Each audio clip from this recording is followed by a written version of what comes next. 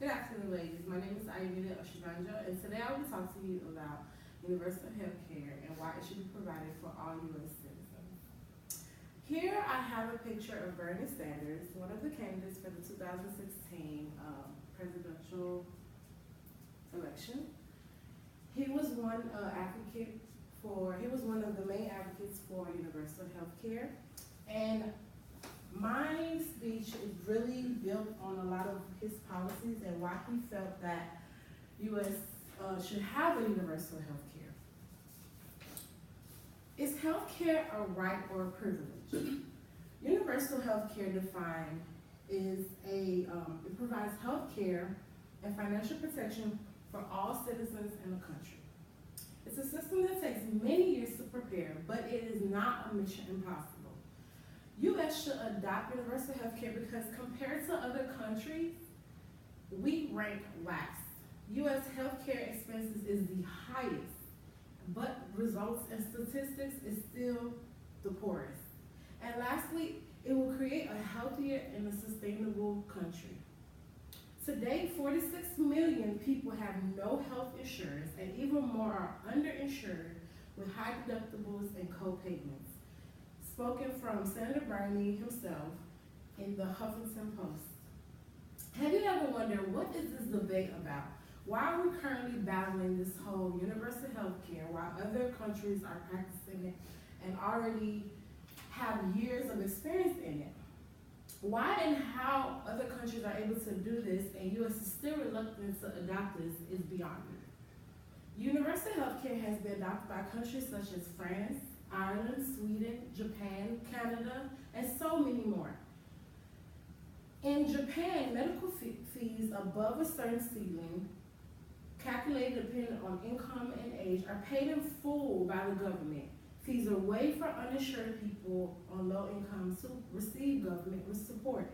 This was taken from The Guardian. In Sweden, there is a limit to how much you pay for health care within a 12-month period. In most regions, that is 1,100 kroners, which is their currency, but there are regions where the limit is just 900 kroner. Everything is free after that. Prescriptions are subsidized and never pay more than 2,200 kroners in a 12-month period. It's fairly well accepted that U.S. is the most expensive healthcare system in the world, but many continue to falsely assume just because we have paid more for our health care, we're more healthier and we're getting more benefits from that. The evidence, however, clearly doesn't support that view. Even though we spend almost twice as much per person on health care as any other country, our healthcare outcomes lag many other nations. We get poor value for what we spend. That's why a lot of healthy people feel that, why should I pay this much for health insurance when I never get sick, like maybe a cold or something during the year or something like that, but why am I paying so much? And when I do need it, it's kind of like an iffy, because if you don't have a certain insurance, then you can't see a certain doctor or something of that sort, and you fall short. Per the World Health Organization, the United States ranks 37th in terms of health system performance, and we're far behind other countries in terms such as importance indices as infant mortality, life expectancies, and preventable deaths. Despite a high spending on healthcare, the U.S. has poor population health. On several measures of population health, Americans have worse outcomes than their international peers. The U.S. had the lowest life expectancies at birth of the country study at 78.8 years in 2013, compared with the OECD median of 81.2 years.